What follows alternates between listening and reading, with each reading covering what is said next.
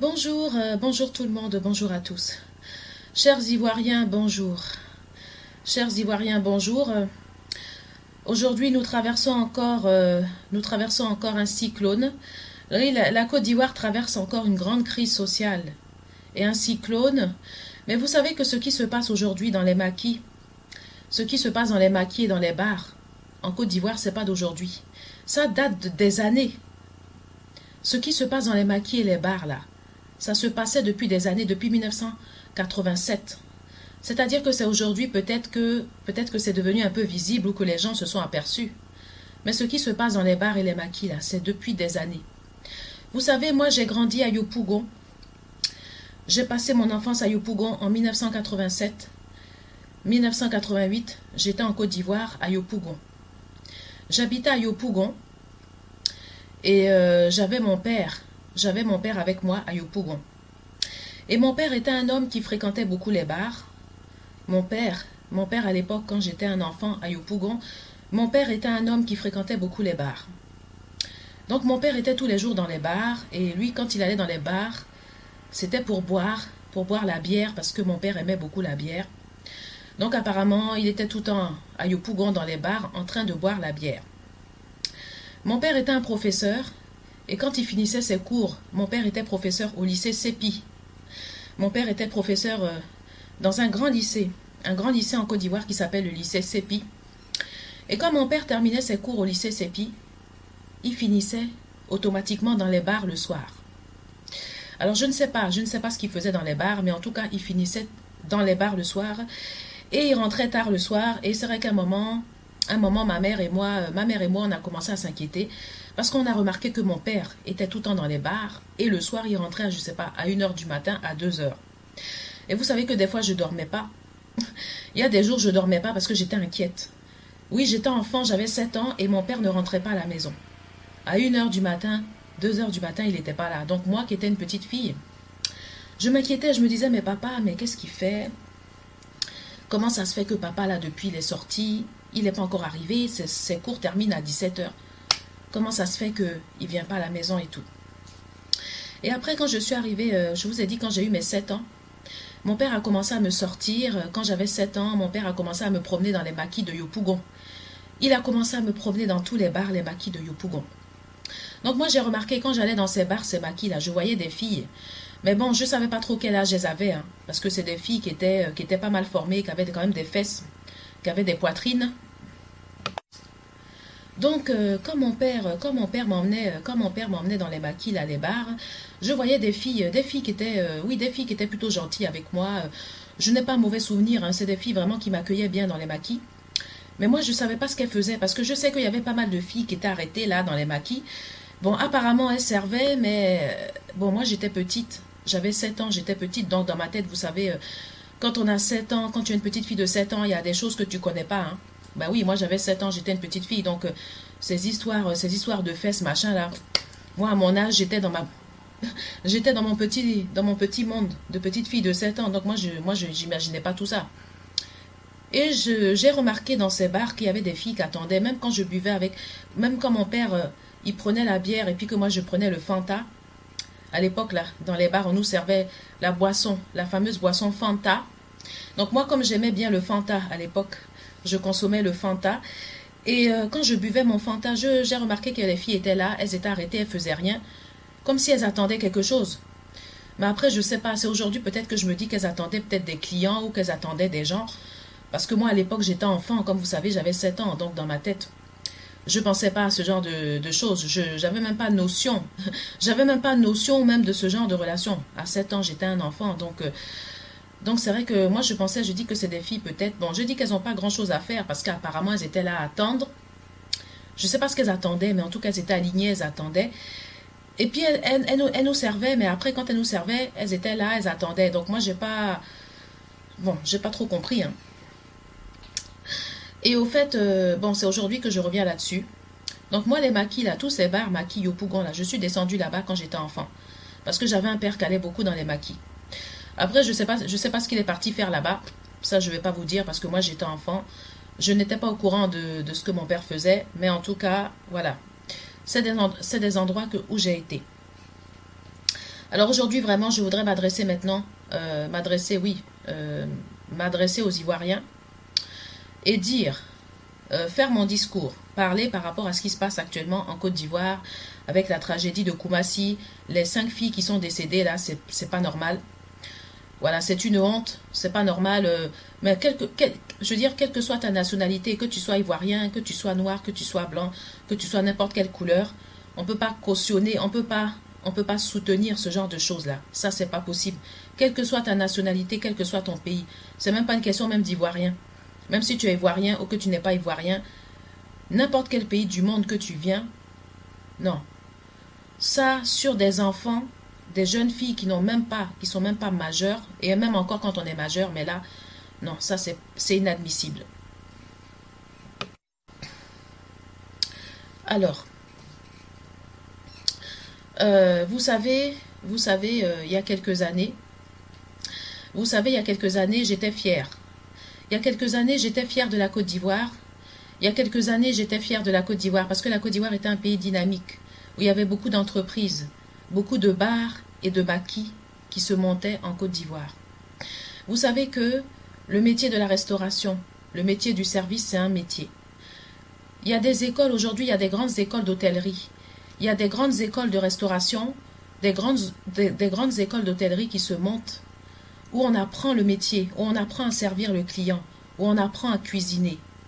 Vous savez que l'hôtellerie, le maquis, c'est un vrai métier. C'est pas n'importe quoi. Il y a même des écoles qui vous forment pour ça. Donc moi, j'étais fière de tous les gens qui montaient des maquis et des restaurants en Côte d'Ivoire. Parce que je me disais que dans ces gens-là qui ont monté des maquis et des restaurants, il y a beaucoup de gens qui sont partis de rien. Des gens qui n'avaient pas les moyens, mais qui ont réussi à avoir l'argent. Alors soit ces gens-là ont été travailler, ils ont été faire des petits boulots pour avoir l'argent, ou soit ils ont été financés peut-être par des personnes puissantes qui avaient des sous et qui pouvaient les aider dans leurs projets. Donc moi, jusqu'à présent, j'étais fière de tous les tenanciers de ces bars et de ces maquis, parce que j'étais admirative. Je les voyais servir les gens. Je les voyais être au pied des gens. Je me disais, ils ont un vrai métier. Ils donnent l'exemple de courage aux jeunes. Et que nous, demain, même si on a bac+5, on ne va pas aller avoir peur de monter un maquis, de monter un bar et de servir les gens. Mais vous voyez, quand tu montes un maquis en Côte d'Ivoire, quand tu montes un bar en Côte d'Ivoire, il faut savoir que tu n'es pas seul. Donc je vous explique, aujourd'hui, je vous explique un peu ce qui se passe pour que vous compreniez. Quand tu montes un maquis en Côte d'Ivoire, quand tu montes un bar, tu n'es pas seul. Surtout quand tu n'as pas grand-chose ou quand tu débutes ou quand tu n'es pas bien puissant. Quand tu n'es pas bien puissant, tu dépends de beaucoup de gens. Tu n'es pas seul. Donc il faut savoir que certains tenanciers, certains maquis là, certains propriétaires de maquis là, eux ils ont monté leur maquis, ils ont monté leur bar. Mais des fois, ils montent leur maquis ou leur bar à des conditions. C'est-à-dire que pour pouvoir manger et nourrir leur famille, ils sont obligés d'accepter ça dans leur bar. S'ils n'acceptent pas, ils ne peuvent pas continuer leur bar et à ce moment-là, ils vont se faire voir ou ils vont aller faire le ménage ou vider les poubelles dans Abidjan. Donc je vous explique un peu pour que vous compreniez. Donc, ce que je voulais vous dire en Côte d'Ivoire, c'est qu'il y a 2 cas. Il y a le cas des patrons de bars ou de maquis qui ont monté des bars et des maquis, mais qui ne pouvaient pas monter ça tout seuls, et donc qui dépendaient d'autres personnes, mais qui ont monté le maquis et le bar à telle condition.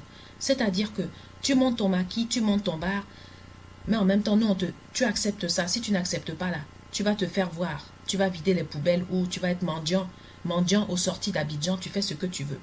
Donc je vous explique un peu comment ça fonctionne. Mais aussi, il y a certains hommes qui au départ étaient des gars bien, certains hommes qui au départ étaient des gars courageux, dont on était fiers parce qu'ils servaient tout le monde. On était fiers de ces gars-là. Ces gars-là, quand ils ont commencé leur activité, ils étaient avec Dieu. Quand ils ont commencé leur maquis, ils étaient dans la parole de Dieu. Mais à partir du moment où ils sont arrivés à un certain niveau, ils ont dévié la route, ils ont été influencés. Malheureusement par des fois des personnes, voilà, ils ont été mal influencés. Ils ont été mal influencés, ils sont bien partis, ils ont monté leur bar, ils ont réussi en Côte d'Ivoire. C'était bien au départ, ils étaient avec Dieu, toutes les conditions étaient réunies. Mais malheureusement, ils ont dévié, ils n'ont pas su rester dans la route où ils auraient dû être par rapport à leur départ. Moi, je vous dis, il y a beaucoup, parce qu'au départ, c'était des gens vraiment admiratifs qui ont donné l'exemple en Côte d'Ivoire par rapport au travail, ne pas avoir peur de servir. La restauration, l'hôtellerie, c'est un vrai métier. Donc ces gars-là étaient partis sur des bonnes bases au départ, c'était des braves gars. Mais arrivé un moment, ils se sont retrouvés à accepter certaines choses qui ne sont pas toujours acceptables et ils ont dévié la route de Dieu. Donc maintenant, je vais continuer mon discours. Je voudrais dire en tout cas à ces gars-là qui ont monté les maquis, les restos en Côte d'Ivoire, qui au départ étaient avec Dieu là. Je voudrais vous dire, si vraiment vous avez fauté là, essayez de faire quelque chose. Si vous avez fauté là, soyez des hommes, essayez de vous rattraper et essayez de faire quelque chose. Mais ne restez pas avec votre image comme ça, parce que c'est très mauvais pour la Côte d'Ivoire et pour la jeunesse de Côte d'Ivoire. Moi, j'ai été un enfant. J'ai grandi à Yopougon. Les bars, les maquis, là, je connais. J'étais un enfant. J'ai grandi à Yopougon. J'ai passé mon enfance dans les maquis et les bars de Yopougon parce que mon père me promenait dans tous les bars et les maquis. Seulement, moi, je ne savais pas qu'est-ce que mon père faisait là-bas. Ça, je ne peux pas vous dire. Donc, moi, j'ai été un enfant en Côte d'Ivoire. J'ai été un enfant en Côte d'Ivoire. J'ai été une adolescente en Côte d'Ivoire. J'ai passé toute mon enfance en Côte d'Ivoire. J'ai passé toute mon adolescence en Côte d'Ivoire. J'ai un père qui m'a baladé dans tous les maquis à Abidjan. Donc moi, j'ai vu plein de filles dans les maquis à Abidjan. Mais seulement à l'époque, j'étais enfant, j'avais 7 ans. Donc dans ma tête, il y a des choses que je n'avais pas dans ma tête en tant qu'enfant que je n'ai pas imaginé. Je ne savais même pas qu'est-ce que ces filles-là faisaient dans ma tête. Au départ, en tout cas, je ne sais pas, mais j'ai pas vu parce que j'étais un enfant, j'avais 7 ans.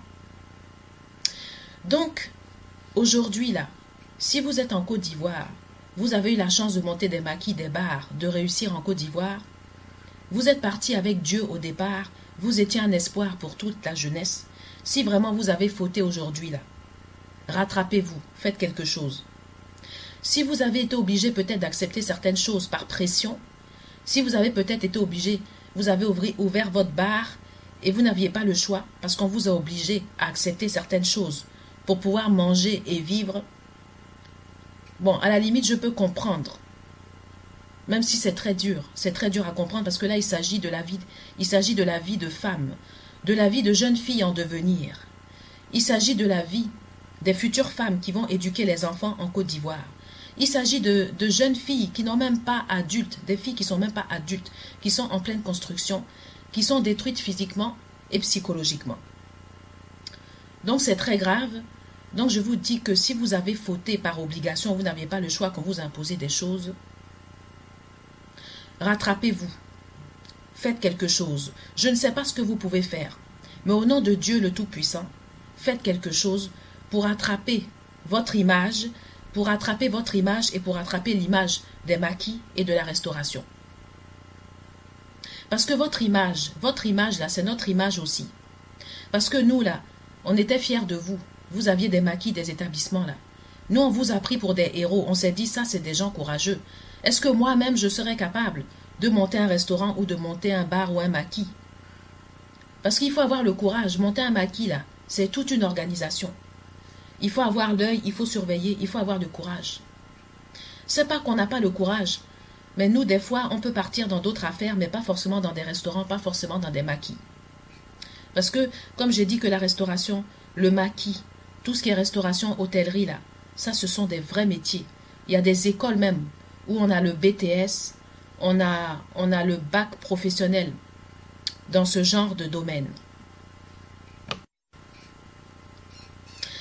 Donc, moi, franchement, je trouve ça vraiment lamentable. Non, on ne peut pas souiller, on ne peut pas insulter le corps de jeunes filles, le corps d'adolescentes. Ça, c'est pas possible. Dans n'importe quel endroit du monde, même si aujourd'hui ça existe, et ce n'est pas possible en Côte d'Ivoire. Donc moi, je ne sais pas dans quoi vous êtes partis. Au départ, là, vous avez bien commencé.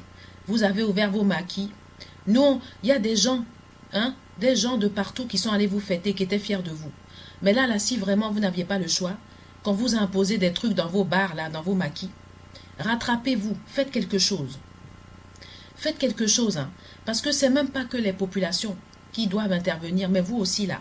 Faites quelque chose, rattrapez-vous. Je ne sais pas ce que vous allez faire. Rassemblez-vous, trouvez une solution, mais je vous dis rattrapez. Rattrapez le corps perdu de toutes ces jeunes filles-là. Rattrapez les âmes perdues de toutes ces jeunes filles. Rattrapez la dignité perdue de toutes ces jeunes filles. Faites quelque chose. Faites quelque chose parce que sinon, les Ivoiriens vont fuir les métiers de l'hôtellerie et de la restauration. Malheureusement, vous étiez bien partis. En Côte d'Ivoire, on était fiers de la restauration, de l'hôtellerie. Mais là, aujourd'hui, là, avec ça, là, ce qui s'est passé, le scandale à Koumassi, là, en rapport avec des bars, hein, des restaurants, des bars, là, ça, aujourd'hui, vous allez faire qu'il y a des Ivoiriens qui vont même plus choisir ces filières. Et un jour, on va même plus trouver de bars ni d'hôtels en Côte d'Ivoire parce que les Ivoiriens vont être tellement découragés. Les jeunes Ivoiriens, là, diplômés, là, ils vont être tellement découragés qu'ils ne vont même pas vouloir prendre la suite de vos établissements. Moi, je vous le dis. Parce que là, vous avez, au départ, là, on était fiers de vous. Mais là, vous nous avez découragés. Vous nous avez découragés. Moi-même, aujourd'hui, là, si je vais pas aller en Côte d'Ivoire, mais si je vais en Côte d'Ivoire, là, j'ai même pas le courage de monter même un hôtel. Ni aller monter même un restaurant. Parce que, ni un maquis. Parce que là, à ce stade-là, je suis complètement découragée. Quand je vois l'image aujourd'hui qu'on donne aux bars, quand je vois l'image qu'on donne aux maquis aujourd'hui, quand je vois l'image qu'on donne même à certains restaurants, moi je me dis, mais est-ce que ce sont des métiers même qui vont exister encore dans notre pays? Je suis découragée. La restauration, c'est un vrai métier. Le bar, c'est un vrai métier. Moi, j'ai un grand-père. J'ai un grand-père qui a été propriétaire d'un bar. Mais ce n'était pas en Côte d'Ivoire, c'était ici en France. Mon grand-père français, a tenu plusieurs bars. Dans son bar, là, c'était des gens qui venaient pour discuter. Ça s'arrêtait là, et puis il y avait des boissons, c'est normal. Hein, il y en a qui venaient pour lire, parce que mon grand-père, il avait en même temps un kiosque, il vendait des journaux, mais il faisait bar, café en même temps. Moi, je suis fière de mon grand-père, parce que mon grand-père, là, c'est un vrai barman. Il a bien assuré sa vocation de barman.